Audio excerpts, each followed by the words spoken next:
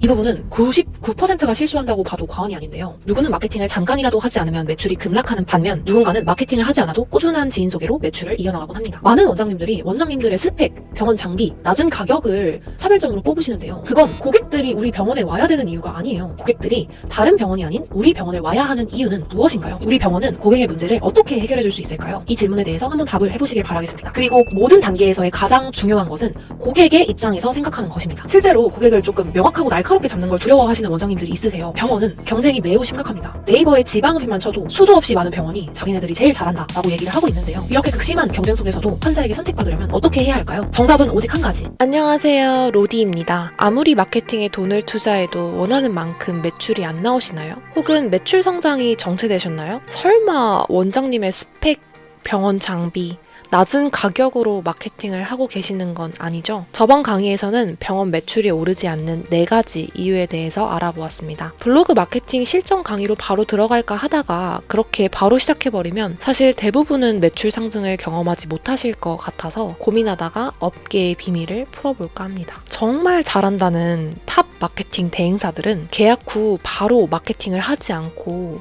하나의 단계를 거치는데요. 그 단계를 어떻게 거치는지에 따라서 누구는 마케팅을 잠깐이라도 하지 않으면 매출이 급락하는 반면 누군가는 마케팅을 하지 않아도 꾸준한 지인 소개로 매출을 이어나가곤 합니다. 그 단계는 무엇일까요? 바로 브랜딩인데요. 많은 분들이 브랜딩하면 디자인 에이전시에서 많이 하다 보니까 로고같이 브랜드를 만드는 곳이라고 오해를 하시는 경우가 있더라고요. 그게 맞기는 맞는데 브랜딩의 일부일 뿐입니다. 본격적으로 브랜딩을 하기 전에 마케팅과 브랜딩의 차이를 반드시 알고 넘어가야 되는데요. 브랜딩과 마케팅, 대체 어떤 차이가 있을까요? 마케팅이 아니라 왜 브랜딩이 매출 상승의 비밀이라고 말씀을 드렸을까요? 제가 가장 많이 드는 예로 쉽게 설명을 해드리도록 하겠습니다. 지읍으로 유명한 블로디 성형외과가 있어요. 그 성형외과에는 실장님이 2분 계십니다. 디로 실장님이랑 로디 실장님이에요. 로디 실장님은 설득력이 너무 좋아서 매출을 장난 아니게 끌어올려요. 인센도 많이 받고요. 병원장님들이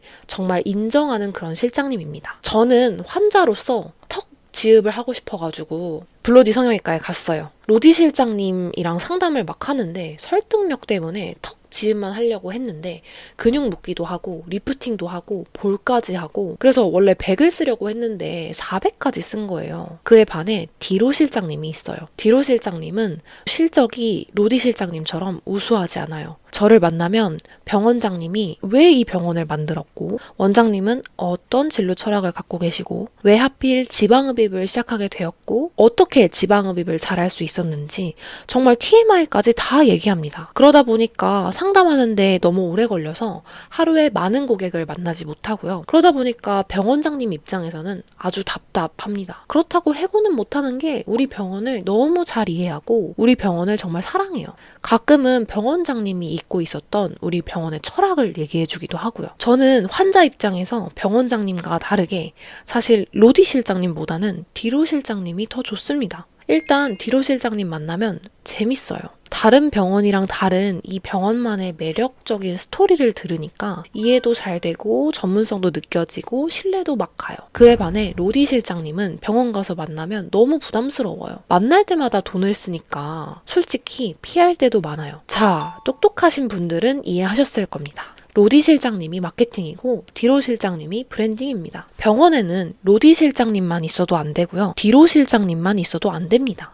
그 두 분이 공존을 잘 하면서 병원을 운영해야 최고의 시너지를 낼 수 있어요. 로디 실장님은 단기적으로 상품을 팔아서 매출을 끌어올리는 역할을 한다면 디로 실장님은 장기적으로 우리 브랜드를 다른 데와 다르게 매력적으로 만들고 어느 순간에 우리 제품을 구매하게 만듭니다. 디로 실장님이 우리 병원이 지방흡입 전문 병원으로서의 가치를 잘 입증했다면 제가 향후에 턱 지방흡입이 아니라 복부 지방흡입이나 다른 데의 지방흡입을 하고 싶을 때 다시 이 병원이 생각날 수도 있겠죠. 그리고 지방 흡입을 고민하는 제 주변 사람들에게 추천해 줄 수도 있겠죠. 이렇게 마케팅은 단기적으로 구매 심리를 자극해서 제품 구매를 유발하는 활동이라면 브랜딩은 말 그대로 우리 브랜드, 우리 병원의 팬을 만드는 행위입니다. 장기적으로 환자의 인식을 파고들어서 어느 순간에 우리 제품을 구매하고 싶게 만드는 활동이라고 생각하시면 됩니다. 사실 마케팅이 병원 입장에서는 즉각적으로 매출 효과를 보니까 좋아 보일 수는 있는데요. 브랜딩이 잘 되어 있는 곳은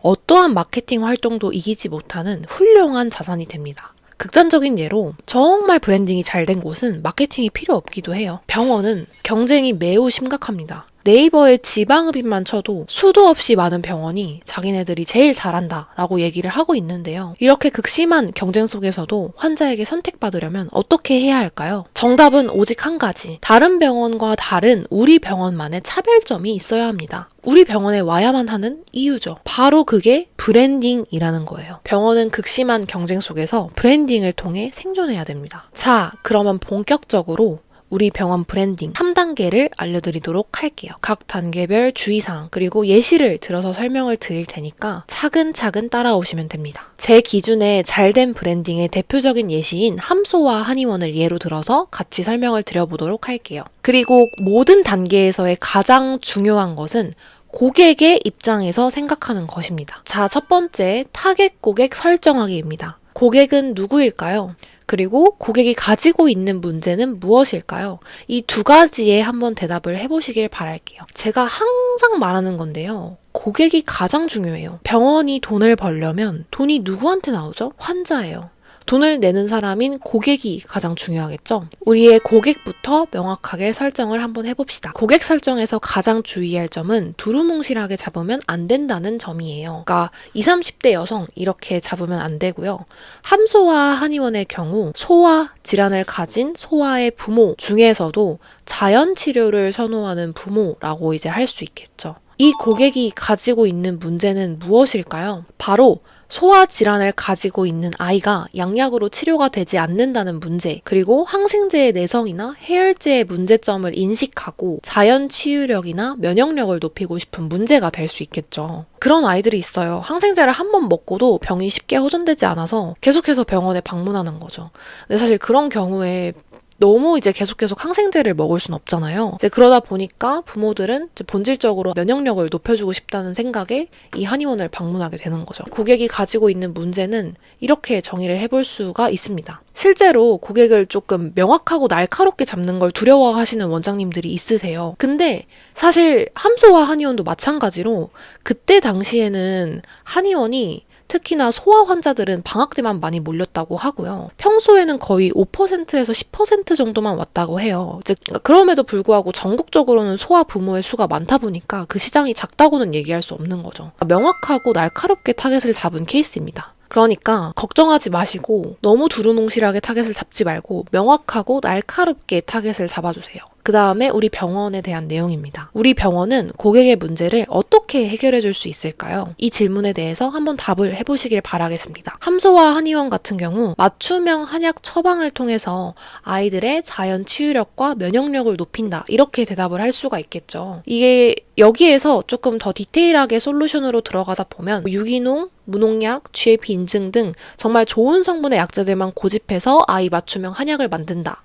라던가 실제로 함소와 한의원이 성장을 한 배경을 보면 1999년 5월에 증류 한약을 출시했고요. 그 다음에 2002년에 향기탕약을 출시하였고요. 이런 식으로 계속 아이들이 먹기 쉬울 수 있도록, 왜냐하면 우리 고객은 아이인데 아이가 먹지 않으면 문제를 해결조차 할 수 없기 때문이죠. 그 다음 우리의 경쟁사입니다. 우리의 경쟁사는 어디인가요? 경쟁사의 강점과 약점은 무엇인가요? 그리고 고객들이 다른 병원이 아닌 우리 병원에 와야 하는 이유는 무엇인가요? 이 세 가지 질문에 차근차근 답을 해볼 건데요. 첫 번째, 경쟁사 같은 경우에는 함소와 한의원 같은 경우는 주변 한의원이 될 수 있었겠죠. 그 다음에 강점과 약점을 파악하실 때는 겉으로 보는 것도 중요한데 실제로 그 병원에 방문해서 강점과 약점을 좀 디테일하게 뽑아보시는 거를 추천을 드릴게요. 왜냐면 병원 같은 경우는 제가 저번 강의에서 마케팅에서도 말씀을 드렸는데 무형의 서비스를 제공하는 곳이잖아요. 그러니까 서비스의 전반적인 과정들이 다 환자의 구매 결정 요소가 되거든요. 그래서 한두 가지의 이유만으로 다른 병원에 갈 수가 있어요. 실제로 환자들은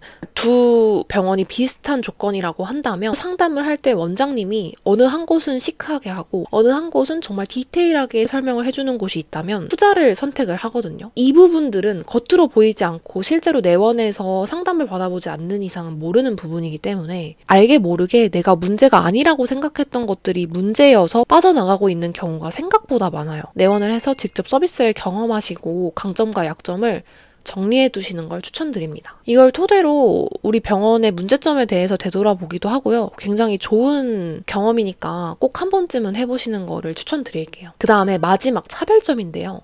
차별점에 대해서 말씀드리기 전에 정말 주의해야 될 점이 있어요. 이 부분은 9%가 실수한다고 봐도 과언이 아닌데요. 차별점을 생각하실 때 고객의 입장에서 생각을 하세요. 많은 원장님들이 원장님들의 스펙, 병원 장비, 낮은 가격을 차별점으로 뽑으시는데요. 그건 고객들이 우리 병원에 와야 되는 이유가 아니에요. 자, 예로 들어서 설명해 볼게요. 점심에 원장님이 육회비빔밥을 먹고 싶어요. 그러면 둘 중에 어느 곳에 가고 싶으세요? 왼쪽에 가고 싶죠. 왜요? 원장님은 맛있는 점심을 먹고 싶어요. 그러면 오른쪽보다는 왼쪽이 또 고기 전문점 같으니까 질이 좋아 보이고 더 전문성이 느껴지죠. 이때 우리가 주방장님, 주방 이모의 경력, 육회 써는 장비, 음식 가격을 먼저 보나요? 때에 따라 볼 수는 있어도 가장 먼저 고려되는 요소는 아니죠. 가장 먼저 고려되는 요소는 맛입니다. 왜냐하면 원장님은 그냥 맛있는 점심을 먹고 싶은 게 우선이니까요. 마찬가지거든요.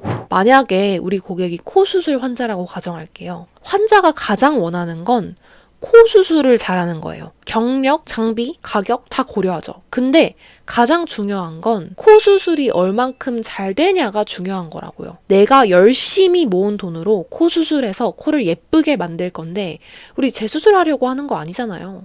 그러니까 한 번 하는 만큼 잘하는 병원을 가고 싶은 거라고요. 이때 환자들이 병원을 선택할 때 여기 원장님은 20년 됐고 여기 원장님은 40년 됐네? 그러면 나는 40년 된 데를 갈 거야. 하지 않잖아요. 마찬가지거든요. 가장 중요한 요소를 말씀드리는 거예요. 그러면 내가 코 수술을 하는 병원이라면 우리 병원의 차별점은 코 수술을 얼만큼 잘하느냐에 초점을 맞춰야 이때 다양한 방향들이 물론 있겠죠. 자연스러운 코를 내가 잘하는지 아니면 화려한 코를 잘하는지 아니면 재수술을 위주로 잘하는지 등등 환자가 원하는 것을 메인으로 주변 경쟁사랑 비교해서 우리 병원만이 잘할 수 있는 것을 찾아서 차별점으로 내세우면 된다라는 얘기예요. 이해가 가시겠죠? 그렇기 때문에 함소와 한의원의 같은 경우는 경쟁사의 강점은 여러 가지가 될 수 있었고 약점 같은 경우는 주변이 소아 전문이 아니었다라는 점이겠죠. 거기서 파생되는 문제들은 한약이 너무 써서 아이들이 먹기 어렵다 이런 것들이 문제가 될 수가 있었겠고요. 그렇기 때문에 우리 병원에 와야 하는 이유를 다른 병원의 약점과 함께 연관지어서 우리 병원은 다른 병원과 다르게 아이들이 먹을 수 있는 한약을 제공하고 인테리어도 아이들이 오고 싶은 놀이방처럼 꾸몄다던가 친절하다 이런 것들이 될 수가 있겠죠. 3단계가 끝이 났습니다. 좀 내용이 어려우셨죠? 똑똑하신 원장님들은 잘 이해를 하셨을 거라고 생각합니다. 이제 이 질문에 대한 답을 모두 모아서 우리 병원을 대표할 수 있는 컨셉으로 좁혀 나갈 거예요. 예를 들면 소아 전문 한의원, 함소아 한의원처럼요. 우리도 어떤 전문, 어떤 병원이라고 설명을 할 수가 있겠죠. 그래서 이렇게 하나의 컨셉으로 좁히고 나서는요. 여기서 뼈대를 붙여서 우리의 브랜드 정체성을 만들 건데요. 여기서는 총 3가지를 만들어야 됩니다. 미션, 비전, 핵심 가치인데요. 브랜드 정체성에 대한 내용들은 인터넷에서도 쉽게 찾아볼 수 있으니까 간단하게 얘기하고 패스를 할게요. 미션 같은 경우는 Why입니다. 우리는 지금 무엇을 하고 있으며 왜 이 일을 하고 있는지 생각해 보시면 되는데요. 함소와 한의원 같은 경우는 소아 맞춤형 치료를 통해서 아이들의 해맑은 미소와 건강을 지킨다. 이런 식으로 미션을 잡을 수 있겠고요. 그 다음에 비전 같은 경우는 왓에 해당하는 조금 더 현실적인 목표입니다. 우리는 미래에 어떤 모습이 되고 싶나요? 에 대한 대답을 하시면 되는데요. 이제 함소아 한의원의 같은 경우는 대한민국 대표 소아 전문 한의원 이렇게 될 수가 있겠죠. 뭐 지금은 글로벌이겠지만 초기에 함소아를 말씀을 드리는 거예요. 그 다음에 핵심 가치 같은 경우는 하우에 조금 가깝습니다. 그래서 우리가 이런 미션과 비전을 이루기 위해서 어떠한 행동 원칙을 가지고 브랜드를 이끌어 나갈지를 만드시면 됩니다. 이게 사실 추상적인 목표처럼 보일 수 있어도 조직을 이끌어 나갈 때 이 4가지가 정말 중요해요. 이게 나침반 같은 존재라서 내가 어떤 질문에 답을 원할 때도 3가지를 잘 생각해보면 답이 나올 때가 많습니다. 디테일하게 상품을 개발할 때부터 인테리어를 어떻게 할까 생각을 했을 때도 미션과 비전이 우리가 소화를 위한 거고 아이들의 해맑은 미소랑 건강을 지키고 싶은 거니까 인테리어 같은 경우도 놀이방처럼 꾸민 걸 수도 있고요. 그 다음에 상품 같은 경우도 계속해서 아이들을 위해서 내는 거죠. 그러니까 우리 기업의 방향성을 정하는 문제이기 때문에 굉장히 중요한, 결론적으로는 좀 한 문장으로 우리 병원에 대한 정리를 해보시는 게 좋은데요. 잠깐 영상을 멈춰서 위 글을 토대로 한번 우리 병원에 대해서 한 문장으로 설명할 수 있도록 하면 좋을 것 같아요. 그래서 함소아를 예로 든다면 함소아는 우리의 타겟 고객인 소아를 위해서 맞춤형 한약을 제공해서 우리의 소아가 면역력 문제를 해결할 수 있도록 해서 아이가 웃고 행복할 수 있게 도와준다. 이런 식으로 정리를 할 수가 있겠죠. 이제 브랜딩의 3단계와 정체성까지 다 마쳤어요. 이렇게 만들어진 우리 병원의 브랜딩은 체계적이고 전략적으로 활용되어야 합니다. 일관성 있게 밀고 나가야 된다는 건데요. 다른 병원을 따라하거나 거짓으로 꾸며낸 이야기는 언젠가는 들통나게 되어 있습니다. 그러니까 진정한 차별화가 될 수 있도록 이번 기회에 우리 병원의 스토리를 한번 만들어 보세요. 오늘 강의 내용은 정말 어려우실 수도 있었을 텐데요. 수고 많으셨습니다. 그러니까 저희 내부에서도 브랜딩만 3주에서 한 달만큼 걸릴 정도로 정말 어려운 내용이에요. 사실 브랜딩이라는 영역은 훨씬 더 넓은 영역이에요. 그래서 알려드릴 게 많은데 그렇게 하다 보면 강의가 끝이 나지 않을 것 같아서 오늘은 매출과 직결되는 실무적인 내용들을 가져와 봤어요. 만약에 함소아 한의원이 모든 사람들을 대상으로 한 한의원이었으면 어땠을까요? 지금까지 글로벌로 성장할 수 있었을까요? 제가 오늘까지 말씀드린 3단계랑 브랜드의 정체성을 확립하지 않았더라면요. 이 단계가 없이 무턱대고 광고를 돌리고 블로그 마케팅을 진행했다면 결과가 어땠을까요? 일시적으로 매출은 늘어날 수 있어도 새로 생긴 업체가 브랜딩을 잘한다면 우리의 환자를 빼앗겼을 수도 있겠죠. 오늘 강의를 토대로 똑똑하신 원장님들은 브랜딩의 필요성을 잘 아셨을 텐데요. 정말 매출을 향상하고 싶으시다면 영상을 그냥 보시는 거에 그치는 게 아니라 위에 3단계랑 브랜드의 정체성까지 거쳐서 우리 병원을 브랜딩 해보는 건 어떨까 싶습니다. 사실 병원이 특히나 어려운 이유는 원장님의 퍼스널 브랜딩이랑 병원 브랜딩을 같이 해야 되기 때문에 병원의 브랜딩이 특히나 어려운데요. 원장님의 퍼스널 브랜딩까지는 내용이 너무 길어질 것 같아서 따로 빼두었어요. 제가 질문지를 하단 링크에 같이 첨부를 해두었으니까 질문지에 답변을 해보시고 브랜딩까지 같이 해보시는 것을 추천드려요. 이제 아직 개원 전이시라면 원장님이 혼자 하셔도 되는데요. 병원을 운영 중이시라면 직원들과 함께 만들어 나가시는 것을 추천드립니다. 오늘 말씀드렸던 브랜딩이 향후에 블로그 마케팅을 할 때 어떻게 활용되는지 제가 알려드릴 거예요. 앞으로의 강의도 기대해 주셔도 좋고요. 오늘 강의 정말 수고 많으셨습니다. 그러면 다음 강의에서 뵙겠습니다. 감사합니다.